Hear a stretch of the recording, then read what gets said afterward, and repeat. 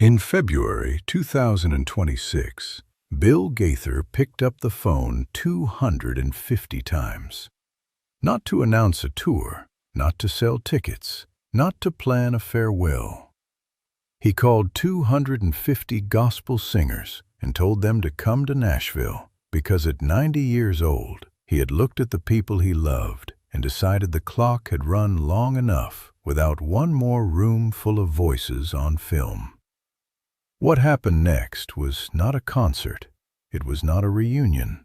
It was something much harder to name. And by the time you understand what he actually built in that room, you will not be able to watch it the same way again. Bill Gaither has spent 70 years in gospel music doing one thing better than anyone alive. And that thing is not songwriting, though he wrote Because He Lives and The King is Coming, and a catalog that runs so deep most people have lost count. His real gift is curatorial. He knows which voices belong in the same room, which song fits which silence, how to arrange human beings shoulder to shoulder until the cameras disappear and something genuine takes over. The Homecoming video series launched in 1991 as an accident almost, a casual reunion of aging singers that turned into one of the most documented traditions in Christian music history. A typical taping brought 18 to 25 artists together, and the biggest recordings in the series ever pushed maybe 35 or 40 on a crowded day. February 2026 delivered 250. That number needs to sit for a moment. Coordinating travel, lodging, scheduling, sound checks, camera blocking, and seating arrangements for 250 individual artists, drawn from Southern gospel, contemporary Christian music, bluegrass gospel, and traditional quartet traditions, would stop most production teams cold. No pyrotechnics came with this taping, no elaborate staging, no theatrical lighting rigs. Choir risers, a piano, a microphone, and 250 voices arranged the way Gaither has always arranged them, the way a family lines up for a photograph when someone quietly understands the moment will not come again.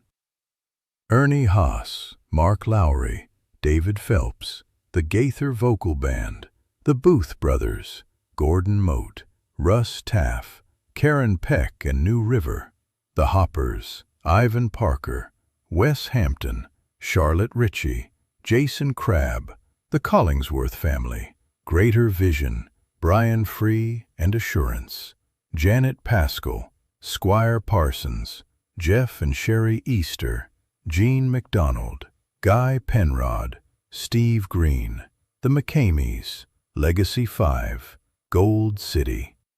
Name after name after name, each one carrying decades of music inside them, each one standing on those risers because a 90-year-old man made 250 phone calls and asked them to come. Preservation drives everything Gaither does now, and he has said so plainly across years of interviews, with the kind of honesty that only comes from 9 decades of watching things begin and watching things end. Gospel music's living voice, the actual human beings who carry these songs inside their bodies, will not be here forever, and Gaither has watched that truth play out name by name. Vestal Goodman left in 2003, Howard Goodman in 2002, George Yunce in 2005, Jake Hess that same year, James Blackwood in 2002, Glenn Payne, Rex Nealon, Larry Ford, Dottie Rambo in 2008, J. D. Sumner, James Blackwood, Danny Gaither, his own brother. Every name a page torn from a book that cannot be reprinted. The original Homecoming generation, the singers who were already veterans when that first 1991 taping happened, is nearly gone now. Artists who walked into those early videos in their 40s and 50s now sit in their 70s and 80s, and some of them are not well, and some of them will not be here in 5 years. None of that changed what Gaither decided to do, which was to gather every living voice he could still reach and put them on film before that window closed.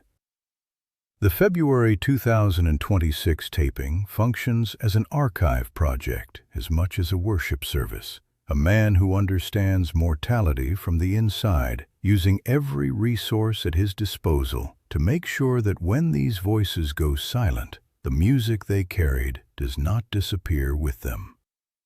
And that is where this taping takes on its second meaning, because what Gaither constructed in that room was not only a record of the past. Standing alongside the veterans on those risers were the next generation of gospel voices. Artists who grew up watching homecoming videos on VHS, who learned harmony by studying the Gaither vocal band, who found their way into Christian music because of the foundation Gaither spent his life building. Young artists, emerging quartets, contemporary voices standing in the same room as the people who built everything they are standing on. That placement was not accidental.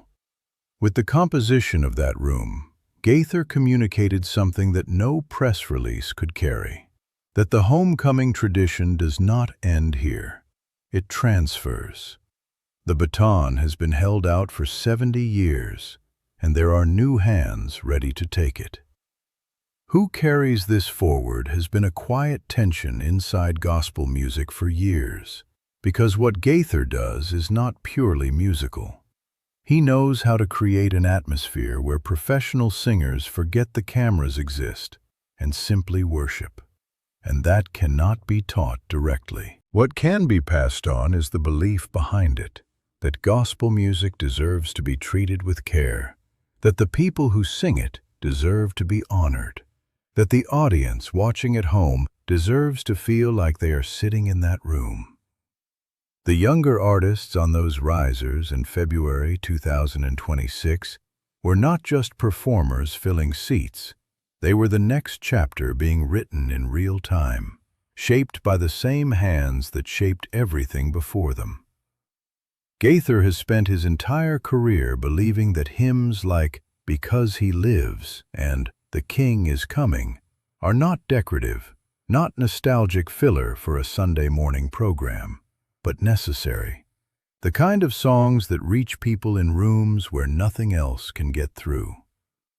The February 2026 taping is the fullest expression of that belief he has ever committed to film. When this recording releases, and 250 gospel voices fill a screen from edge to edge, what lands is difficult to name precisely, but it settles somewhere between gratitude and grief. The sensation of watching something built deliberately to outlast the moment it was made in. 70 years of ministry, arriving not at a quiet exit, not at a farewell tour with a merchandise table and a greatest hits set list, but at 250 voices on one stage in Nashville. A camera aimed at something that will not last, and a 90-year-old man who still refuses to let the music disappear without a witness. Gaither looked at the clock, looked at the people he loves, and decided one more taping was worth whatever it cost to make happen. That is the whole story. And now you know exactly what was built in that room in February 2026, and why it will still matter long after every person who stood on those risers is gone.